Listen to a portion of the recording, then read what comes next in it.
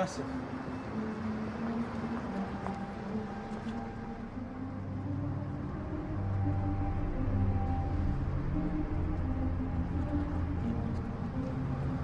I know this bridge.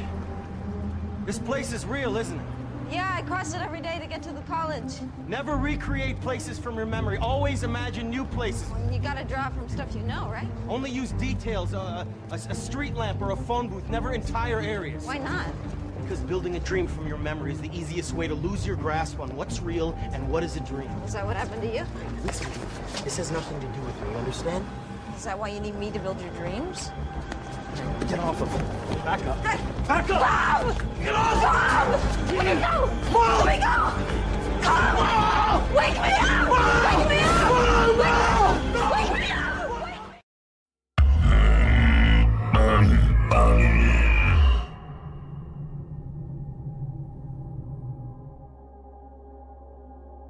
Toto je videočlánok s názvom Nie som toto hmotné telo. V tomto 5. pokračovaní teórie všetkého začíname konečne rozoberať samotné védske princípy. Keď si ich navzájom postupne pospájate, zbadáte ucelený komplexný logický obraz reality úplne novými očami. Navzdory tomu, čo ste boli naučení.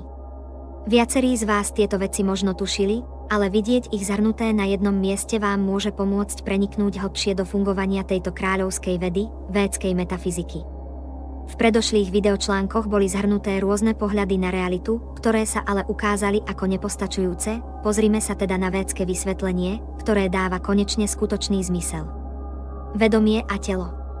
Od momentu, ktorý vieme v tomto živote vnímať svojimi zmyslami, sme si vedomí toho, že nás reprezentuje akési vedomie. To, čo bolo predtým, si nepamätáme, neznamená to však, že to neexistovalo. Väčšinu snov, ktoré sa nám v noci snívajú, si tiež nepamätáme, predsa sme ich však prežívali.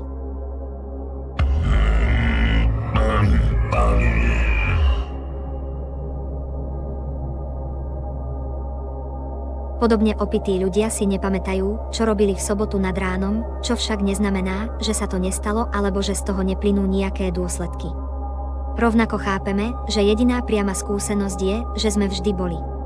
Odkedy si pamätáme, tak sme, a až po smrť tohto fyzického tela budeme vedomí v tomto tele. Predpoklad, že by sme raz neboli, je teda viera. Nemusíme nikomu dokazovať, že ako vedomie nezanikneme, skôr naopak, keď niekto popisuje konkrétny jav, že vedomie vzniká a zaniká, mal by prísť s dôkazom on, inak je to len viera. Toto je výrok Epikuresa k téme vedomia. Pokiaľ existujeme, smrť nie je prítomná, a keď príde, už my nie sme. Smrť sa teda netýka ani živých, ani mŕtvych, pretože pri živých nie je prítomná a mŕtvi už nie sú tu. Aj v Bhagavad Gite je významný verš k tejto téme. Tak, ako vtelená duša prechádza v tomto tele z detstva do mladosti a do staroby, prechádza tiež duša v okamihu smrti do iného tela. Múdry človek sa touto zmenou nedá zmiasť. Tento verš na samom začiatku Bhagavad Gity hovorí o tom, že my ako vedomie prechádzame počas života rôznymi štádiami tela.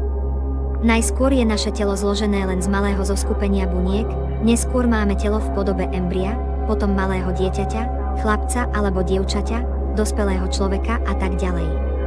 Stále sme ten pozorovateľ, ale my pozorujeme naše telo ako niečo oddelené od nás. Nevravíme, ja telo, ale moje telo. Je teda rozdiel v subjekte a objekte. Toto je prvou z indícií, že toto telo nie sme my, ani naša pravá totožnosť. Ďalším bodom je fakt, že keby sme tento hmotný telesný stroj rozložili na samotné atómy a tie na protóny a elektróny a tak ďalej. Kde v tomto zhluku by sme boli my, teda ja? Na toto špekulatívna veda nedáva odpoveď, lebo mylne hľadá vedomie v chemických a elektrických javoch, pričom ide o úplne iný druh vyššej duchovnej energie. Keby nám niekto odsekol ruku, stále by sme to boli my, rovnako keby nás takto niekto naporcoval. Koľko by z nás musel zobrať, aby sme to už neboli my? Ako vieme, že sme tieto ruky, nohy alebo hlava? Ako zaujímavosť uvediem, že védy popisujú ako sídlo vedomia oblasť srdca. Môžeme si všimnúť, že napriek vedeckej viere, že my ako živá bytosť sídlime ako nejaký elektrický mechanizmus v mozgu, tak keď má niekto ukázať na seba, neukáže prstami smerom na hlavu alebo zátylok, ale práve na hruď. Prejavom tejto duše je vedomie, ktoré sa potom šíri do celého tela a prestupuje ním. Telo sa vo védach prirovnáva k polu pôsobenia duše a duša k znalcovi tohto poľa. Poznáme a cítime vnemy tohto tela, ale už cudzieho nie, pretože vedomie a jeho pôsobnosť je ohraničená len na naše telo.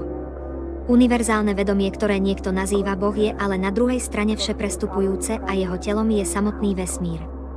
Toto absolútno si je tak vedomé všetkého. Podobne aj naše hmotné telo z pohľadu baktérií môže pripomínať svojou veľkosťou vesmír.